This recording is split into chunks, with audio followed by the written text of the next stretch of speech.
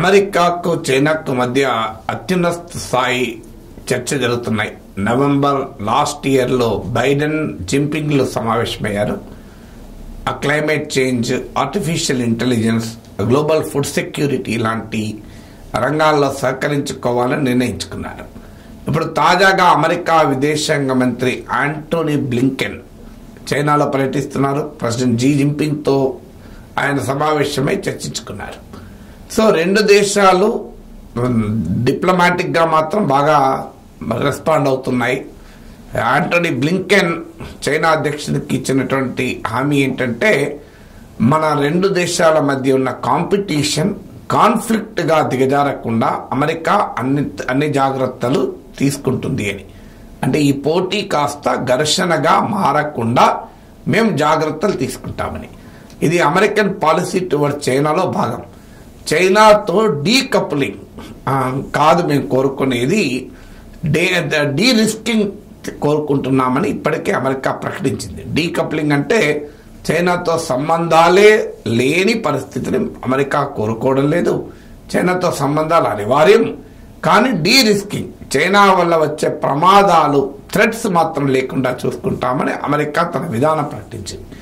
ఆ D coupling కాదు, D risking అన్న విధానంలో భాగమే కాంపిటీషన్ కాస్త కాన్ఫ్లిక్ట్ గా దిగజారకుండా, పోటీ కాస్త ఘర్షణగా మారకుండా అమెరికా అన్ని జాగ్రత్తలు తీసుకుంటుంది అని America foreign minister Antony Blinken China అధ్యక్షుడు జీ జిన్పింగ్ కు హామీ ఇచ్చాడు.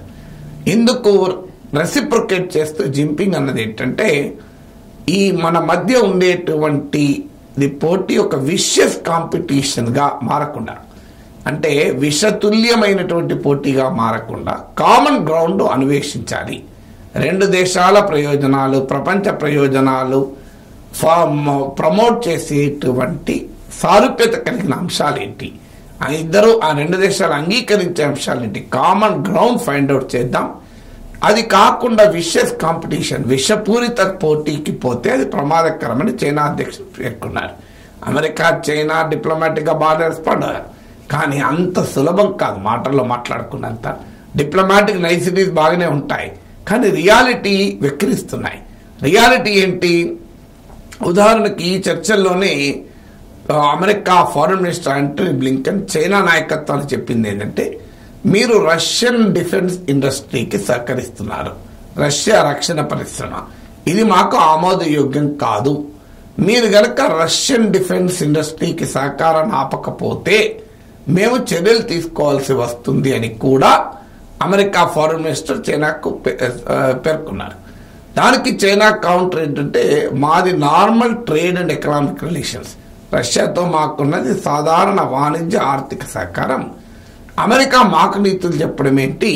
ఇటీవలనే కదా ప్రెసిడెంట్ బైడెన్ ప్రభుత్వానికి అమెరికన్ పార్లమెంట్ రికమెండ్ చేసింది, రేపో మాపో ప్రెసిడెంట్ బైడెన్ సంతకం కూడా పెడతాడు, ఉక్రెయిన్ కు $6,100 ఆర్థిక మిలిటరీ సాయం చేయడానికి, $61 బిలియన్ మిలిటరీ సాయం చేయడానికి ఉక్రెయిన్ కు అమెరికన్ కాంగ్రెస్ ఆమోదం చెప్పింది. కాన్ఫ్లిక్ట్ లో ఒకవైపు మీరుండి మమ్మల్ని అనడం ఏంటి అనేది చైనా రియాక్ట్ అయింది. ఇక రెండవది, America national defence strategy document లో చైనా గురించి చేసిన అసెస్మెంట్ కూడా ఇక్కడ కీలకం. China is a growing technical and military challenger, A facing technical military challenger. అంటే అమెరికాకు పెరుగుతున్న వాణిజ్య మిలిటరీ కాంపిటీటరు, మిలిటరీ ఛాలెంజర్, కాంపిటీటర్ కూడా కాదు, ఒక మిలిటరీ ఛాలెంజ్ గా దీన్ని చైనాను వర్ణించారు. ఆ వర్ణనకు అనుగుణంగానే చైనాలోని స్ట్రాటజిక్ సెక్టార్, వ్యూహాత్మక రంగం పైన, ఉదాహరణకు సెమీ కండక్టర్స్ లాంటి రంగం పైన అమెరికా ఎక్స్పోర్ట్ కంట్రోల్స్ పెట్టింది, ఎగుమతి ఆంక్షలు పెట్టింది. అందువల్ల చైనాతో ఒకవైపు కోఆపరేషన్ కావాలంటూ, కాంపిటీషన్ కాదు మాకు, మేము రెండు దేశాలకు కాంప్లిమెంట్ చేసుకుంటాం, డీకప్లింగ్ కాదు అంటూ ఈ ఆంక్షలు ఏంటి అని చైనా ప్రశ్నిస్తోంది. ఈ ఆంక్షలు డీకప్లింగ్ కు దారి తీయవా అని. దాంతో పాటు తైవాన్ కు అమెరికా మద్దతు చైనా తీవ్రంగా పరిగణిస్తోంది. ఎందుకంటే తైవాన్ విషయంలో అమెరికాకు చైనాకు భిన్నమైన అభిప్రాయాలు ఉన్నాయి. తైవాన్ స్వతంత్ర దేశం అని అమెరికా పైకి చెప్పకపోయినా, అఫీషియల్ గా చైనాలో భాగమని చెప్పినా తైవాన్ స్వతంత్ర దేశం వైపు అమెరికన్ పాలసీ మొగ్గు చూపుతుంటుంది. American top political leaders Taiwan వెళ్తూ ఉంటారు, చైనా ప్రొటెస్ట్ చేస్తూ ఉంటుంది. చైనా తైవాన్ సార్వభౌమాధికారాన్ని అంగీకరించదు, తైవాన్ ఇండిపెండెన్స్ కానీ సావరెనిటీని కానీ అంగీకరించవు. ఇప్పుడున్న స్టేటస్ ఏంటంటే తైవాన్ ఒక స్వతంత్ర దేశంగా ఉంటుంది. అఫీషియల్ గా చైనా మాత్రం స్వతంత్ర దేశంగా గుర్తించదు. ప్రపంచంలో అత్యధిక దేశాలు కూడా తైవాన్ స్వతంత్ర దేశం గుర్తించవు, ఇంక్లూడింగ్ ఇండియా అండ్ అమెరికా. కానీ ప్రాక్టికల్ గా తైవాన్ కు మిలిటరీ సాయం చేస్తుంటుంది అమెరికా. అందువల్ల తైవాన్ ఇష్యూ పైన రెండు దేశాల మధ్య తీవ్ర విభేదాలు ఉన్నాయి. అలాగే రెండవ అంశం ఫిలిప్పీన్స్. సౌత్ చైనా సీలో చైనాకు ఫిలిప్పీన్స్ కు మధ్య సరిహద్దు జల వివాదాలు ఉన్నాయి. ఫిలిప్పీన్స్ తో పెద్ద ఎత్తున రక్షణ సహకారానికి అమెరికా ముందుకొచ్చింది. అందువల్ల ఇది చైనాకు వ్యతిరేకంగా అనేది చైనా వాదన. దాంతో పాటు ఇండియా, ఆస్ట్రేలియా, జపాన్లతో కలిసి అమెరికా యాంటీ చైనా కూటమిని క్వాడ్రిలేటరల్ అలియన్స్ అంటారు, క్వాడ్ క్రియేట్ చేసింది. ఈ క్వాడ్ నథింగ్ బట్ ఈ ప్రాంతంలో, ఆసియా పసిఫిక్ ప్రాంతంలో మరో నాటో లాంటిది అనేది చైనా వాదన. అందువల్ల కీలకమైన రక్షణ, వ్యూహాత్మక, military, defence, security, military, strategic రంగాల్లోనే అమెరికాకు చైనాకు తీవ్రమైన విభేదాలు ఉన్నాయి.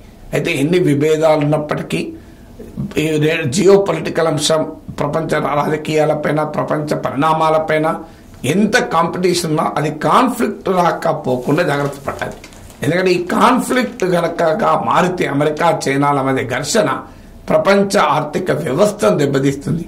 ఇప్పటికే రష్యా యుక్రెయిన్ వార్ అన్ఎండింగ్ గా ఉంది, ఇజ్రాయెల్ గాజా వార్ అన్ఎండింగ్ గా ఉంది, ఇజ్రాయెల్ ఇరాన్ మధ్య ఉద్రిక్తత ఉన్నాయి.